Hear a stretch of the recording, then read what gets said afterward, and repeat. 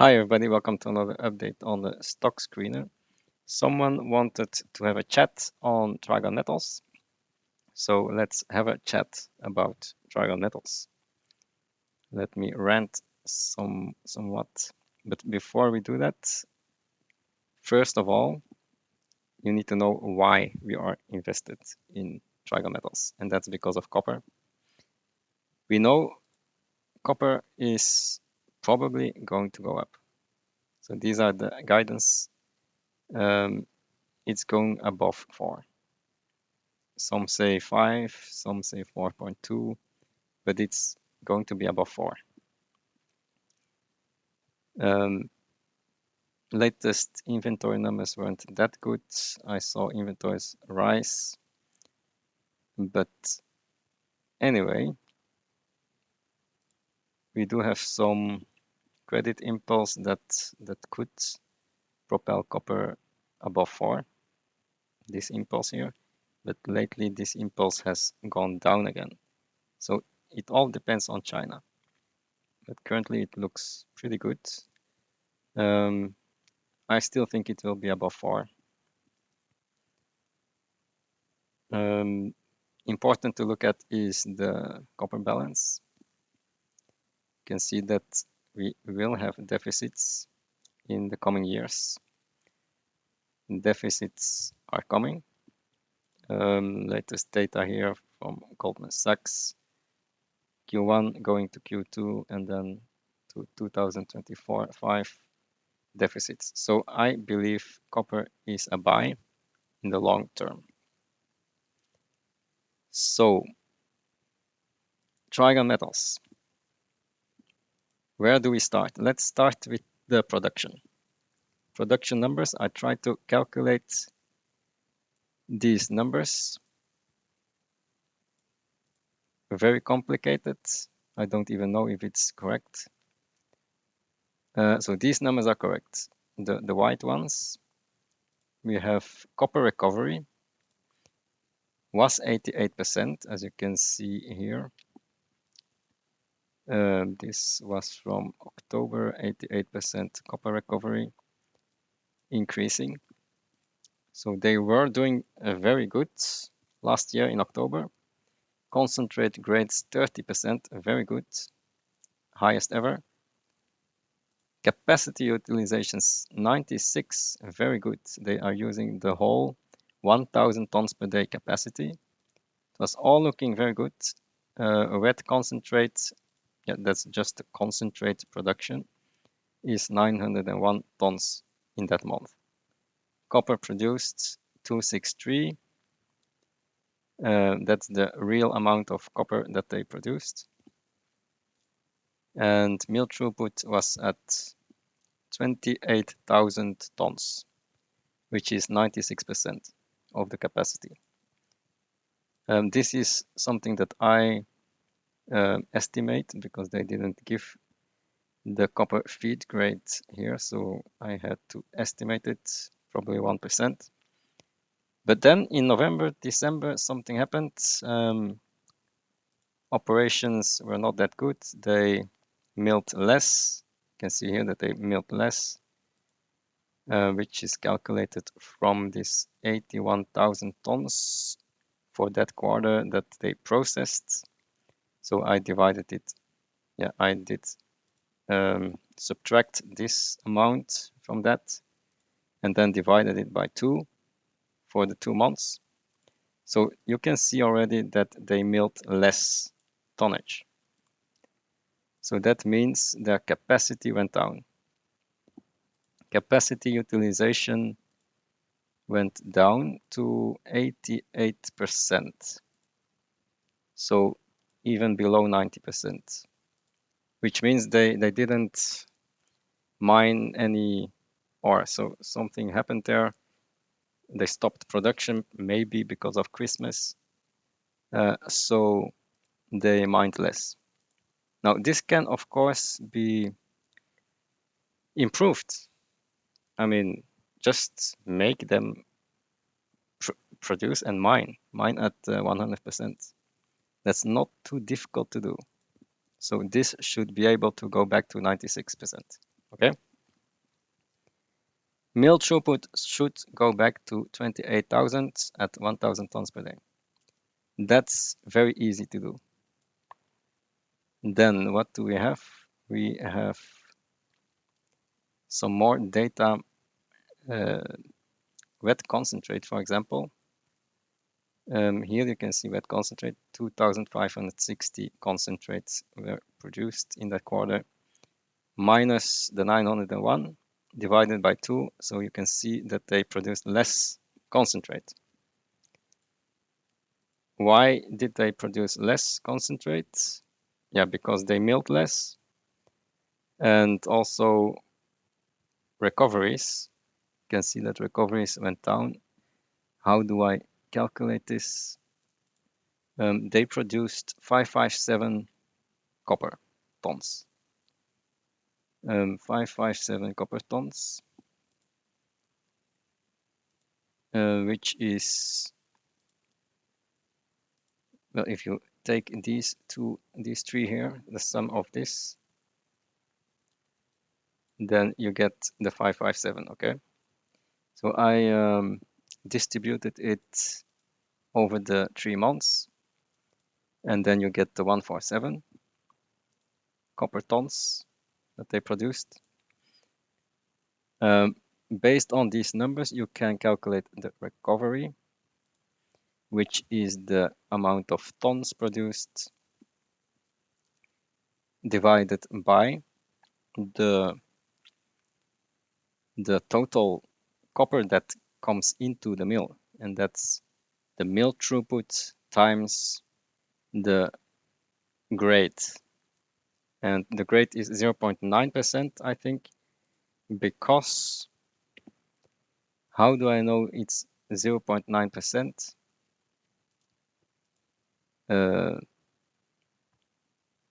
Because it said here, average grade was 0.95%.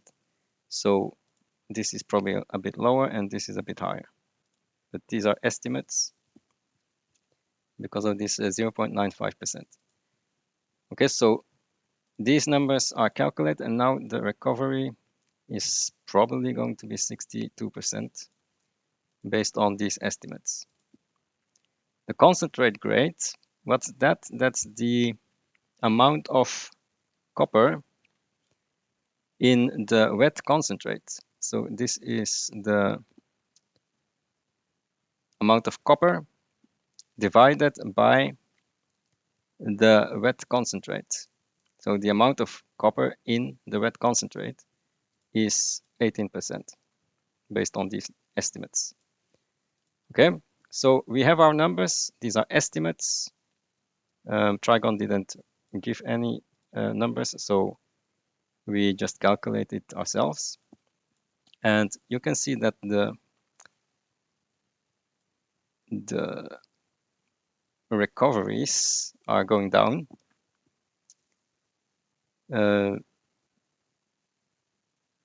That's the blue line. That's not good. We need to get these recoveries back to 80%, 88%. Because if recovery goes down, then you will have losses, too much costs, not good. And you also see the concentrate grade went down, needs to go back up to 30%. Capacity utilization needs to go back to 100%. So these are the things that need to be improved. Like this, needs to go back up. Everything needs to go back up. How do we do that? So make sure that these people mine continuously. Contractors need to mine continuously so that the mill throughput is 100%.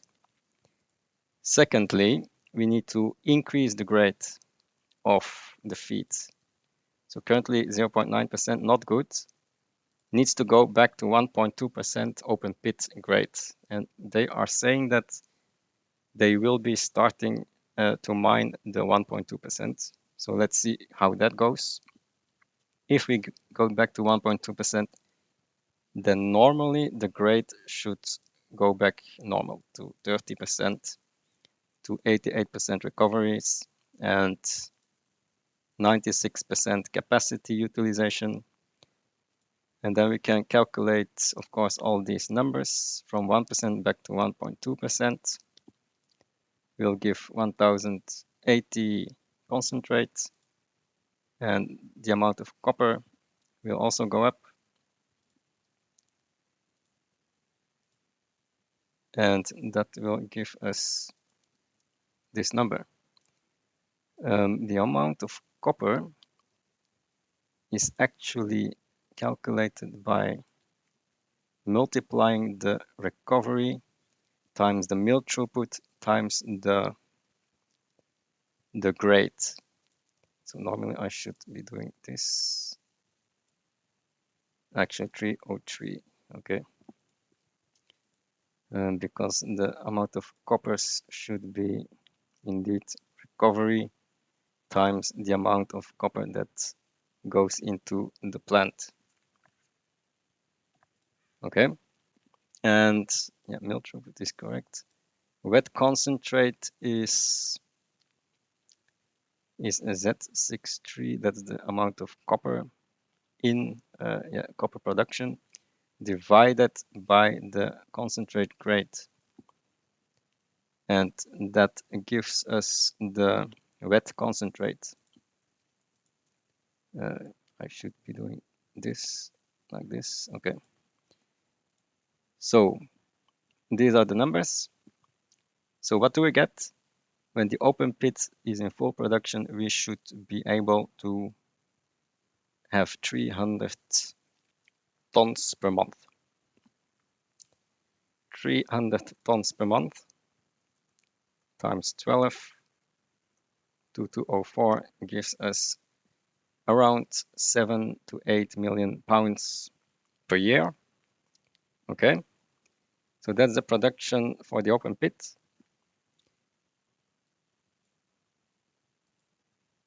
Open pit per year. And now, when the underground goes into production, we have, they said, 50% from the open pit and 50% from underground. So we have the 1.2 grade and the 2.6% grade of the underground. So that gives us 1.9% overall average grade.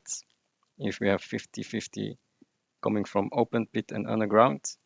So we have the copper production of 481 then. 481 times 12 months times 2204 gives us 12 million pounds of open pit plus underground production per year. So that's the amount of production we will get for the 1000 tons per day plant. Okay, should be doable. We will see. I don't know the costs yet because I don't know. We need to see a full quarter of production to know the costs, but I think it could be between 3 and 2.2, let's say 2.6, 2.7. So I took 2.7, 10 to 11 million production, and then we already have a copper price of 4.1, so I will use 4.1. What is the income? It's the capex should be added as well, so that's 6 million to 7 million CID of cash flow. Okay, that's not bad. 7 million cash flow. Of course, it's still overvalued at that time. PE of 15 with an enterprise value of 56 million. So overvalued, I know, but that's for the 1000 tons per day. Now they will be going to 2000 tons per day next year. Can they do that? Of course they can do that. It's only a capex of 7 million, and they have 7 million in production, 7 million in free cash flow. So I think they will be able to go to 2,000 tons per day. And that means they can add more underground ore to that plant of 2,000 tons per day. So we get to the 28 million. That's possible for next year, maybe 2 years, because they need to get some money, and then we can start going to the 60 million with a 4,000 tons per day. Yes, it will take some time. It will take 2 to 3 years. You need to have the patience, but copper is a bull market for many years until 2030. So if you're able to wait, then we see the cash flows coming in. Not this year. Maybe some people will want to wait a year and then come back later, next year.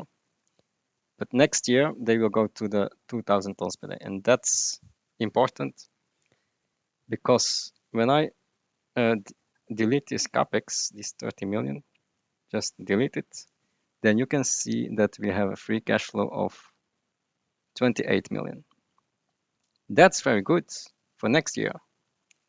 28 million cash flow compared to the enterprise value of 56. That's a EV to free cash flow of 2. That's undervalued. So overvalued this year, undervalued next year when they go to 2,000 tons per day. And with this cash flow, they will start building the Assis Far West, which costs a bit of money. Will take another few years, and then we get to the 60 million production. That will give us 100 million cash flow. And then we are super undervalued. 0.6 EV to free cash flow. Plenty of upside then. So wait 1, 2, 3 years and we will get there. Maybe I'm a bit too early, but the bull market is coming in copper. So we have discussed this. We have discussed the operations. Costs were, of course, too high because they had the feed grade of below 1%, and that led to lower recoveries and lower concentrate grade, etc., and also lower throughput, so lower capacity utilization. So it was a big mess last quarter. I think they will be able to learn from that and get everything all right again with perfect recoveries, concentrate grades, and actually make money with the underground with it and get to this 12 million pounds per year production. Okay, so that's the rant. Let's see if they can do it. Now there is something else to be said. So if you like silver, you can even invest in Trigon because they do have silver. They have the option to buy back the silver stream for only $28 million. Now, that's up to 2027. So they need to get to that cash flow before 2027. Will they be able to do that? Yes, they will have 3 years to do that. I think they will be able to either go into debt or even do some private placements and have some cash flow to buy back that stream. We will see what silver is going to do in 2 years from now. If silver really rises, then this could be a very nice option to buy back half of the silver stream. Another thing that we need to take into account is this here. Because of the delay, there is a bit of a risk on this. So if the production of the Assis West mine does not reach 900 tons per day by October 2025, that's next year, October, then they will need to repay 37 million, depending on how much they achieved from that 900 tons per day. So if they get to 900 tons per day, then everything is fine. They will just pay royalties. However, if they don't get to the 900 tons per day for the underground, they're just starting up right now. And to get to the 900 tons per day, they need to go all in on underground, so no open pit. Or they need to go to 2000 tons per day with open pit plus underground. But they need to get to this 900 tons per day. If they can't do it, then they need to repay some of that with an obligation with 12% interest, and it's a 1-year note. So there's some risk if they can't get to that 900 tons per day. But I'm pretty sure they will be able to do that. They already have the 1000 tons per day planned. They just need to get the underground to 900 tons per day in about 2 years, less than 2 years. Is that possible? Yeah, it's the mine is already built, right? They just need to start mining it, bring some people in, and they also are going to the 2000 tons per day. So yeah, it will help if the copper price goes up, of course. And that's important. We need a high copper price so they have enough cash flow to do that. Okay, so high risk. I know it's a high risk bet on copper, but the upside is plentiful. Just need to wait, be patient, and eventually this has one of the highest upsides of all miners. And I do see this as a silver miner, a copper silver miner. Copper and silver is basically the same. And when you compare this to other silver miners, this has the highest upside if they eventually go to the 4000 tons per day, of course. So that was the update, and I'll see you next video. Bye.